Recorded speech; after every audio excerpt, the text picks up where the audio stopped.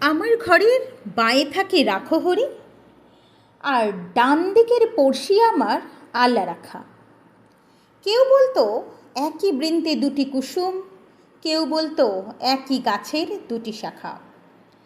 রাখো হরি মজুর ছিল কারখানাতে, আল্লা রাখা খিদিরপুরের জাহাজ ঘাটে। হপ্তা চাপায় মোটামুটি দিন চলে যায়, দুঃখে সুখে দুজনেরই সময় কাটে। মাঝখানে যে আমি ভুলেই গেছি, ধর্ম বা জাত কী যে আমার কেউ জানে না। রাখো হরি আল্লা রাখা ভেবেই মরে, আমার নিরেট অবস্থাটা কেউ মানে না। আল্লা রাখা শুধোয় চাচা, খোদায় ডরাও। আমি বলি খোদা তো নয়, খিদেই ডরাই। তার চেয়ে বড় শত্রু তো আর নেই হে দেশে, তার বিরুদ্ধে আমার জেহাদ জানের লড়াই। রাখো হরি বলে, দাদা বাক্যি রাখো, কষ্ট যা পাই সবই আগের জন্ম পাপে। ইহকালে হরির নামের জপ না নিলে পরকালে পুড়তে হবে মনস্তাপে। হেসে বলি, তোমার হরি মাথায় থাকুন, পাপের বোঝা দাও চাপিয়ে আমার ঘাড়ে। তোমার মতো ভক্তজনের বইলে বোঝা, এতেও যদি আমার কিছু পুণ্যি বাড়ে। এভাবে দিন চলছিল বেশ। হঠাৎ সেদিন হিস হিসিয়ে সাপের মতো গুজব ছড়ায়, পীর সাহেবের মাজারে এক মরা শুয়োর আর মরা গরুর শিং পড়েছে বামুন পাড়ায়। ছড়িয়ে গেল দাঙ্গা দাবানলের মতো, আল্লা রাখা লাফিয়ে এলো সরকি হাতে। রাখো হরির তেল পাকা এক বাঁশের লাঠি ভাটার মতো ঘুরছে দুচোখ রাগের তাতে। দুহাত ধরে বোঝাই ওঠে, হচ্ছেটা কি? যাচিয়ে দেখো এসব খবর সত্যি কি না। আল্লা রাখা বলল, কাফের হট যাও ভি, ম্লেচ্ছ চেঁচায় রাখো হরি আর ছুবি না।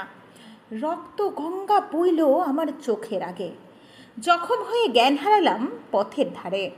ততক্ষণে ওরাও দুজন ভূতলশায়ী, পরস্পরের সরকি আর লাঠির মারে। কার যে কত রক্তে সেদিন ভিজল জমি, হিসাব তো নেই, দুটোই যে লাল। আর যা জানি, রাখো হরি কাতরে ছিল জলের তরে, আল্লা রাখা চাইছিল এক আজলা পানি। বহু বছর লাগলো আমার ঘাস শুকোতে, দেহেরটা নয় মনির ঘাটাই আসল দাগা। ঘরে যে যাই এই ইচ্ছেটাও আর ছিল না, ফিরবো কোথায়, ঘর তো আমার আগুন লাগা। তবুও সেদিন চাইল কি মন, গেলাম ফিরে। আকাশটা নীল, অলস দুপুর, ওই সে পাড়া, উড়ছে ফড়িং, কোথাও গ্লানির চিহ্ন তো নেই, ইতস্তত ভাঙা বাড়ির দেওয়াল ছাড়া। আমবাগানটা তেমনি আছে শীতল ছায়া, গাছের নিচে কুড়িয়ে রাখা আমের ঝুড়ি। টলটলে জল তালপুকুরের পাড় ডিঙিয়ে, কাদের দুটো দস্যি ছেলে ওরাই ঘুরি। হঠাৎ যেন বাজের মতো চমক দিয়ে এক নিমেষে উধাও হলো মনের ধোকা।